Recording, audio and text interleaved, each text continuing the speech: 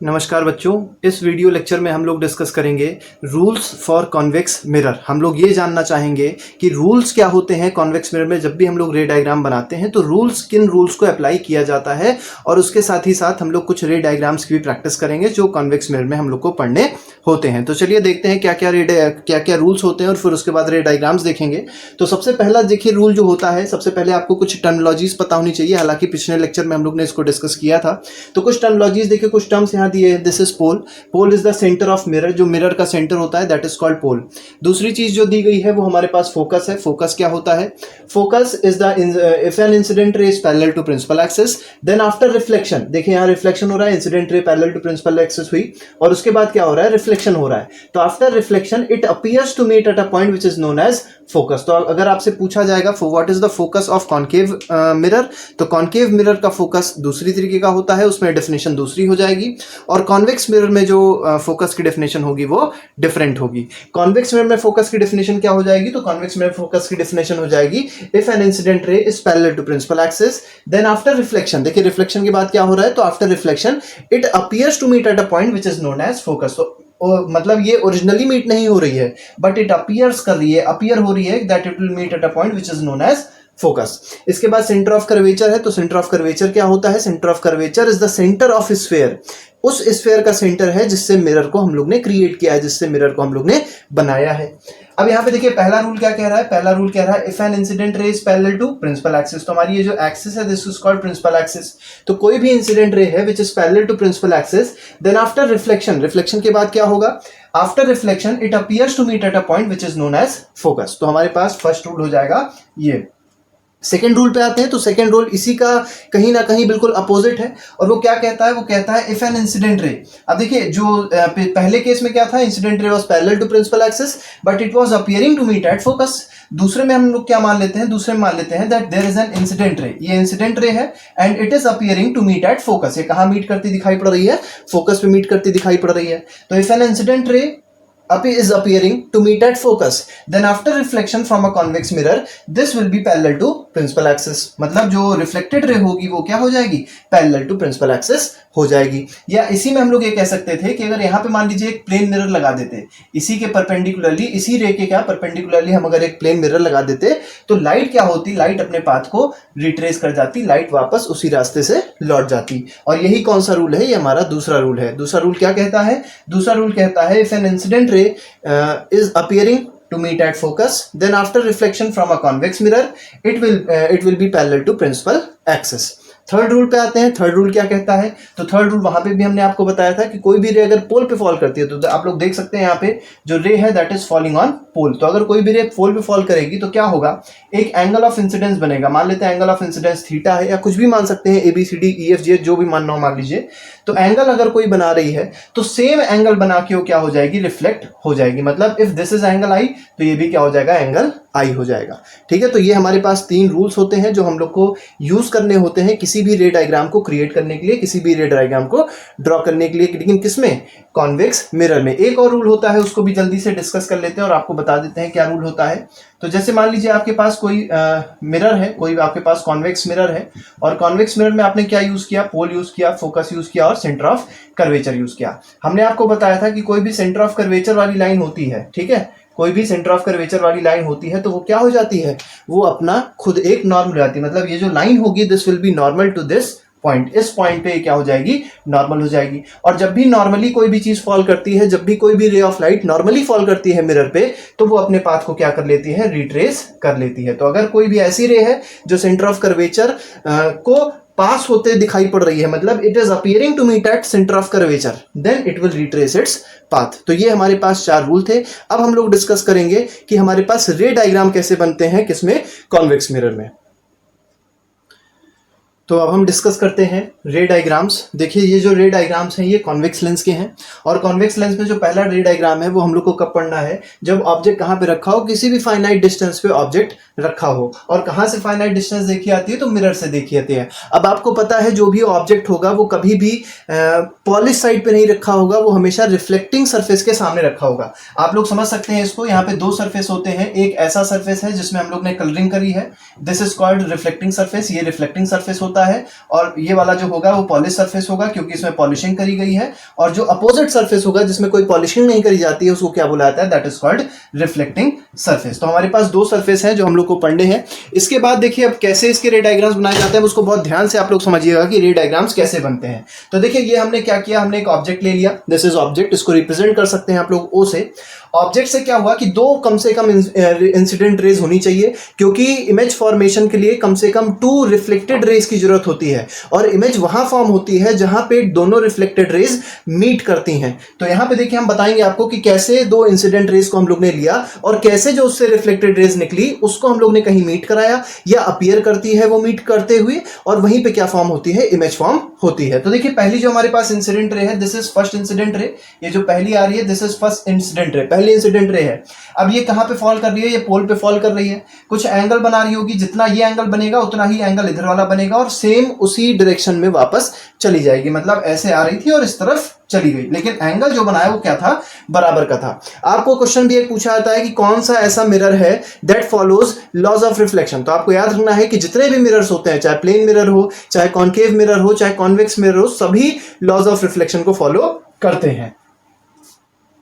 ये तो पहली इंसिडेंट रे की बात हुई, तो ये फर्स्ट रिफ्लेक्टेड रे हो गई, this can be called as RR1। RR1 means first reflected ray. अब RR2 की बात करी जाएगी तो देखिए सेकंड रिफ्लेक्टेड रे हमने कहां से ली है, तो second reflected ray we have taken parallel to principal axis. मतलब सेकंड रिफ्लेक्टेड रे कहां से हम लोग ले रहे हैं, तो पैरेलल टू प्रिंसिपल एक्सिस ले रहे हैं। अब second reflected ray parallel to principal axis ले ली, तो आफ्टर रिफ्लेक्शन वो किधर जा रही है, तो वो कुछ डाइवर्ज हो रही है, लेकिन डाइवर्ज जब हो रही है तो हम लोग ने क्या मान लिया, it is appearing to meet at focus. वो कहां अपीयर करती दिखाई पड़ रही है, देखिए इसको जो हम लोग पीछे इंटरपोलेट करते हैं तो ये कहां मीट करते दिखाई पड़ रही है, तो ये फोकस पे मीट करती हुई दिखाई पड़ रही है। अब अगर बात करी जाए कि देखिए ये रिफ्लेक्टेड रे 1 थी और ये रिफ्लेक्टेड रे 2 थी, क्या ये कहीं दोनों मीट कर सकती हैं, ये और ये कहीं मीट कर सकती हैं, तो आंसर है कहीं नहीं मीट करेंगी। क्या हम लोग इसको इन्फिनिटी बोलेंगे, तो इसको इन्फिनिटी नहीं बोलेंगे। इन्फिनिटी तब बोलते जब दोनों लाइंस क्या होती, पैरेलल होती। यहाँ पे दोनों लाइंस पैरेलल नहीं है, means RR1 and RR2 are not parallel to each other, तो इनको हम लोग इन्फिनिटी पे मीट करती हुई नहीं मान सकते। तो क्या मानेंगे, तो हम लोग देखेंगे कि हम लोग ने इसको पीछे इंटरपोलेट किया और इसको भी पीछे की ओर इंटरपोलेट किया। जब दोनों का इंटरपोलेशन बैकवर्ड डायरेक्शन में किया गया तो देखा कि दोनों जो रिफ्लेक्टेड रेज थी वो कुछ इस पॉइंट पे मीट कर रही थी। इसका मतलब क्या हुआ, जो हमारी इमेज फॉर्म हो रही थी वो यहां कहीं फॉर्म हो रही थी, तो ये हमारी हो जाएगी इमेज। ये क्या हो गई, ये हो गई इमेज। बहुत छोटी सी इमेज आप लोग को दिखाई पड़ रही होगी, छोटी सी इमेज है। अब इस इमेज की प्रॉपर्टी समझनी है। अब देखिए यहाँ पे जो इमेज बन रही है वो प्रिंसिपल एक्सिस के ऊपर बन रही है। जब प्रिंसिपल एक्सिस के ऊपर इमेज बनती है that image is called erect image. तो पहली प्रॉपर्टी आपको याद रखनी है कि कैसी इमेज है, तो इमेज कैसी है, इमेज इज इरेक्ट।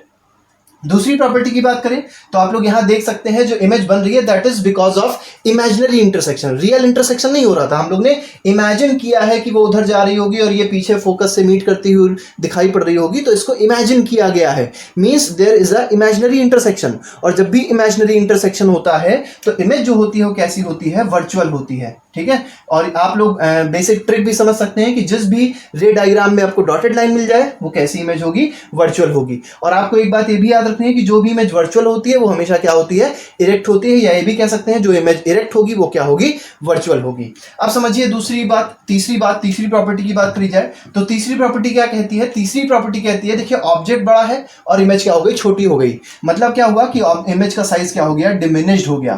तो आपको यहां से एक बात और याद रखनी है, जो साइज है इमेज का वो क्या हो जाएगा, डिमिनिश हो जाएगा।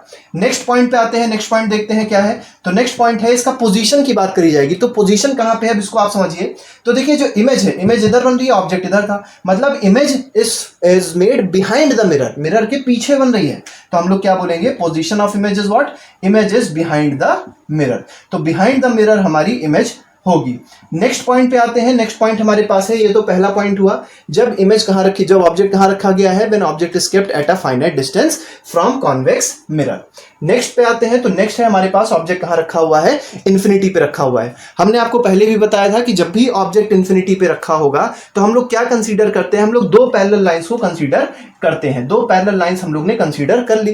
क्यों दो पैरेलल लाइंस कंसीडर करते हैं, इसलिए कंसीडर करते हैं क्योंकि ऑब्जेक्ट क्योंकि इन्फिनिटी पे है तो हम लोग बता नहीं सकते कि ऑब्जेक्ट से जो रेज निकल रही है वो कैसी हैं। तो हम लोग ये मान के चलते हैं क्योंकि ऑब्जेक्ट इन्फिनिटी पे है और इन्फिनिटी से कोई चीज आती है तो कैसे आती है, पैरेलल आती है। तो हम लोग ये मान लेते हैं दैट जो इंसिडेंट रेज आ रही है वो कैसी आ रही हैं, वो आ रही है पैरेलल।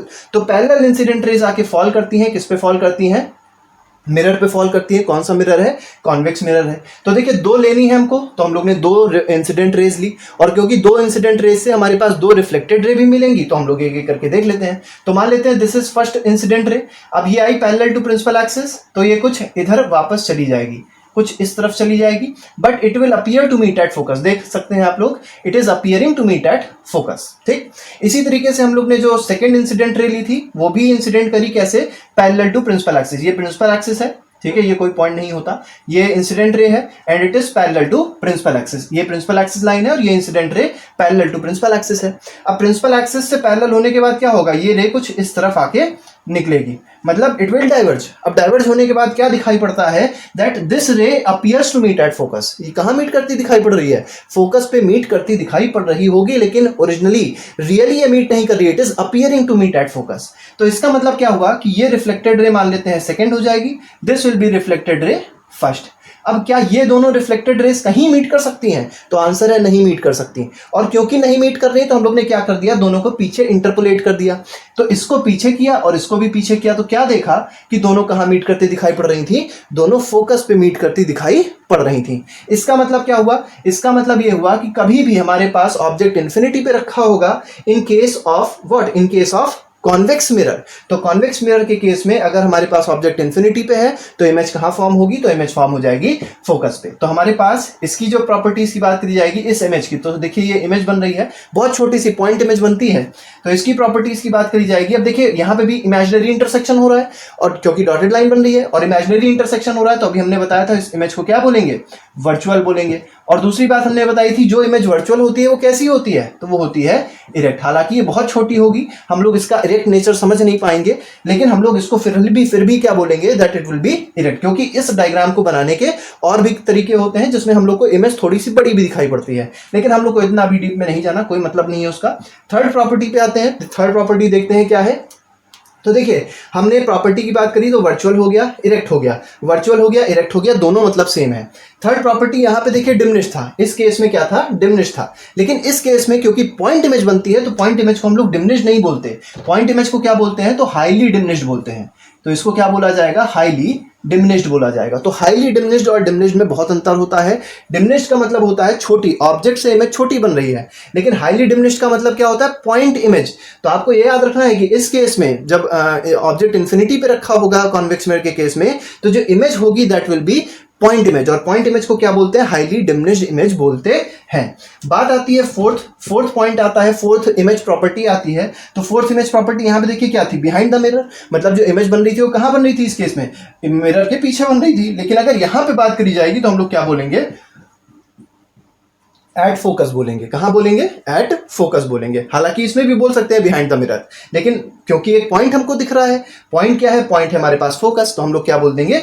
At focus. यहां पे अगर आप देखना चाहें कि और क्या बोल सकते हैं, तो हम लोग बोल सकते हैं image is form between P and F. तो बिहाइंड द मिरर भी बोल सकते हैं और बिटवीन पी एंड एफ भी हम लोग इसमें बोल सकते हैं, मतलब पोल और फोकस के बीच में भी हम लोग इस इमेज को बोल सकते हैं। तो ये बात हुई हमारी रे डायग्राम की, और हमने आज पढ़े रूल्स। इसके बाद हम लोग पढ़ेंगे साइन कन्वेंशन कैसे होता है। तो अगले टर्न पे हम लोग साइन कन्वेंशन पढ़ेंगे और इस मिरर चैप्टर को खत्म करेंगे, और उसमें हम लोग एक मिरर का फॉर्मूला भी पढ़ेंगे और कुछ न्यूमेरिकल को भी डिस्कस करने की कोशिश करेंगे। तो आज के लिए फिलहाल इतना ही रखते हैं। Thank you very much, good bye, जय हिंद।